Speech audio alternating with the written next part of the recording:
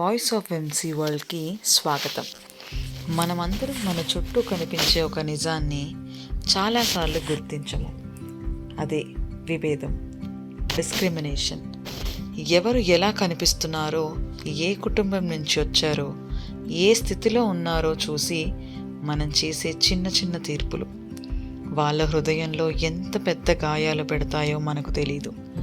ఈరోజు నేను చెప్పబోయే కథ విభేదం ఎలా ఒక అమ్మాయి జీవితాన్ని మార్చేసింది. అమూల్య 9వ తరగతి చదువుతున్న ఒక తెలివైన అమ్మాయి. ఆమె ఇంటి పరిస్థితులు చాలా సాధారణం.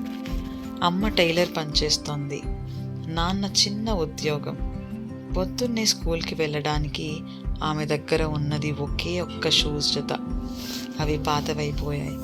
కానీ అమ్మ చెప్పేది, కొత్తవి కొనాలంటే ఇంకా డబ్బు అవసరం, కొంచెం ఆగమ్మా అని. అమూల్య అంగీకరించేది. కానీ క్లాస్లోని అమ్మాయిలు అయితే అంగీకరించలేదు. ఒక ఉదయం అసెంబ్లీకి లైన్లో నుంచున్నప్పుడు ఒక గ్రూప్ అమ్మాయిలు ఆమెను చూసి గిలగిలా నవ్వుకున్నారు. అరే, ఇవేం షూజా? ఏడాదంతా ఇదేనా? ఓ పూర్ గర్ల్ అని. ఆ మాటలు నవ్వులా వినిపించిన అమూల్యకవి బాణాల్లా తగిలాయి. కన్నీళ్లు కళ్ళల్లోకొచ్చాయి. కానీ ఎవరూ చూడకుండా మింగేసింది. ఆ రోజు ఇంటికి వెళ్ళి అమ్మ పక్కన కూర్చొని చెప్పింది, అమ్మా, నాకెందుకు ఇలాంటివి చెప్తారు? మన దగ్గర డబ్బు లేకపోవడం నా తప్ప అని. అమ్మ ఆమె చేతిని పట్టుకొని నెమ్మదిగా చెప్పింది, అమూల్య, మన దగ్గర ఏమున్నదన్నది ముఖ్యం కాదు. మన హృదయంలో ఉన్న ధైర్యం, మన మెదడులో ఉన్న జ్ఞానం, ఇవే మనల్ని ఎత్తుకు తీసుకెళ్తాయి. అమూల్య ఆ మాటలు విని ఏదో మార్చుకోవాలని నిర్ణయించుకుంది. తరువాత వారం స్కూల్ సైన్స్ ఎగ్జిబిషన్ ప్రకటించారు.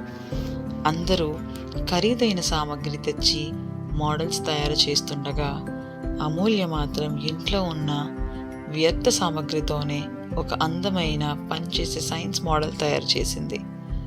ఎగ్జిబిషన్ రోజు రానే వచ్చింది. అమూల్య మోడల్ చూసి టీచర్లు, జడ్జిలు ఆశ్చర్యపోయారు.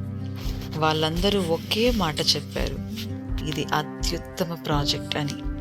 అన్ని ఫ్యాన్సీ మోడల్స్ మధ్య అవార్డు దక్కింది మన అమూల్యకే.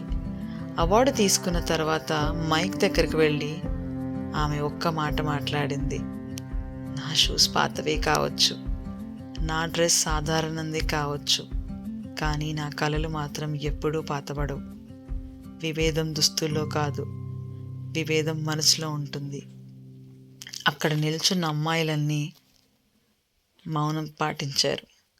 ముందు ఆమెపై నవ్విన ఆ గ్రూప్ కూడా వెంటనే ఆమె దగ్గరకు వచ్చి క్షమాపణ చెప్పారు. అమూల్య నవ్వుతూ ఒకే మాట చెప్పింది, మనిషిని అంచనా వేయాలంటే వాళ్ళ దగ్గర ఉన్న వస్తువులు కాదు, వాళ్ళ దగ్గర ఉన్న విలువలను చూడండి.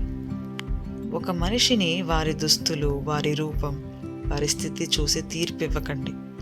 తక్కువగా ఉన్నది వారు కాదు, తక్కువగా చూసే మన ఆలోచనే. విభేదం మన కళ్ళల్లో కాదు, మన హృదయంలో ఉన్న అహంకారంలో ఉంటుంది.